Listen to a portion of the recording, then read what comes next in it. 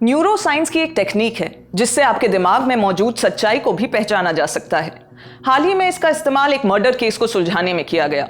ये टेस्ट होता कैसे है वो जानने से पहले इसका इस्तेमाल करके जिस केस को सुलझाया गया उसके बारे में आपको बताते हैं। 4 नवंबर 2021 को दिवाली की रात चंडीगढ़ में सीमा गोयल की हत्या हो गई। उनका शव उन्हीं के घर में मिला था। हाथ पैर बंधे थे। घटना के वक्त उनके पति प्रोफेसर भूपेंद्र गोयल घर पर थे। पूछताछ में उन्होंने पुलिस को बताया कि चोर घुस आए थे और उन्होंने ही उनकी पत्नी को मार डाला और सबूत के तौर पर किचन की कटी हुई जाली दिखाई। मगर पुलिस को तभी शक हो गया था जब फोरेंसिक्स जांच में यह पता चला कि जाली अंदर से काटी गई थी, यानी कोई बाहर से आया ही नहीं था। इसके अलावा प्रोफेसर गोयल ने पुलिस को बताने से पहले ही डेड बॉडी को अस्पताल पहुंचा दिया था और पूछताछ में वो बार बार गोलमोल जवाब दे रहे थे। जब पुलिस का शक पक्का हो गया तो उन्होंने प्रोफेसर की brain electrical oscillation signature profiling यानी BEOSP करवाई, जिससे बोलचाल की भाषा में ब्रेन सिग्नेचर भी कहते हैं। इस टेस्ट की रिपोर्ट ने पुलिस को प्रूफ दे दिया। रिजल्ट पॉजिटिव आया।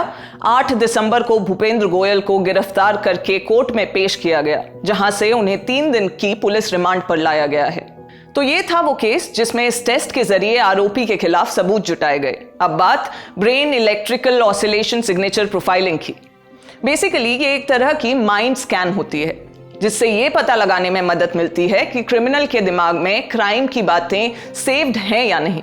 ये किसी आम पूछताछ की तरह नहीं होती। इसमें आरोपी से सवाल पूछकर जवाब नहीं लिया जाता, बल्कि उसके दिमाग की इलेक्ट्रिकल वेव्स को रिकॉर्ड किया जाता है, ये जानने के लिए कि उसे क्राइम की जगह, वेपन और इंसिडेंट की छोटी छोटी बातें याद भी है या नहीं।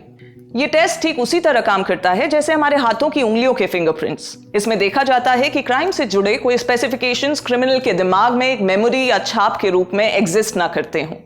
ये घटना से जुड़े एक्सपीरियंस की मेमोरी में बनी माइंड वेव्स को कैप्चर करता है। ये टेस्ट आरोपी की मर्जी से ही किया जाता है और इस टेस्ट के लिए सिर पर इलेक्ट्रोड वाली एक कैप लगाई जाती है। आरोपी को शांत बैठना होता है, उसकी आंखें बंद रखी जाती हैं और उसे कोई वर्बल रिस्पॉन्स नहीं देना होता। उसे हेडफोन या स्क्रीन के जरिए छोटे छोटे सेंटेंसेस या ऑडियो क्लिप सुनाए जाते हैं, जैसे मैंने जाली काटी या मैंने उसे कमरे में बुलाया। फिर उसका दिमाग खुद ही बता देता है कि बातें उसकी याददाश्त का हिस्सा है या नहीं। ये टेस्ट पॉलीग्राफ या लाई डिटेक्टर से बिल्कुल अलग होता है। पॉलीग्राफ सिर्फ ये देखता है कि झूठ बोलते समय आपका ब्लड प्रेशर, हार्ट बीट या सांस कितनी तेज हुई, मतलब आपके डर और तनाव को मेजर करता है, जबकि BEOSP सीधे दिमाग की याददाश्त को मेजर कर लेता है। एक्सपर्ट्स मानते हैं कि स्ट्रेस को तो फिर भी कंट्रोल किया जा सकता है, लेकिन दिमाग में सेव्ड इमोशंस को कंट्रोल नहीं किया जा सकता।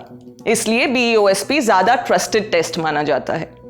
लीगली इस टेस्ट की रिपोर्ट को अकेला प्रूफ नहीं माना जाता। सुप्रीम कोर्ट ने 2010 में कहा था कि ऐसे टेस्ट मर्जी के बिना नहीं किए जा सकते और इसके नतीजे केवल इंक्वायरी में मदद करने वाले कोरोबोरेटिव एविडेंस के रूप में इस्तेमाल किए जा सकते हैं, ताकि पुलिस को सही डायरेक्शन में सबूत इकट्ठा करने में मदद मिले। BEOSP भारत में ही डेवलप्ड एक टेस्ट है। इसे neuro scientist professor CR Mukundan ने 2003 में रिसर्च करके बनाया था। ये नीमहंस यानी national institute of mental health and neuro sciences Bengaluru में न्यूरो साइंटिस्ट रह चुके हैं। इंडिया में इसकी पहली लैब गांधीनगर गुजरात के फोरेंसिक साइंस लेबोरेटरी में बनी थी। आप इस खबर के बारे में क्या सोचते हैं, हमें कमेंट बॉक्स में बताइए। मेरा नाम है शिवानी डालाकोटी। देखते रहिए लल्लन टॉप।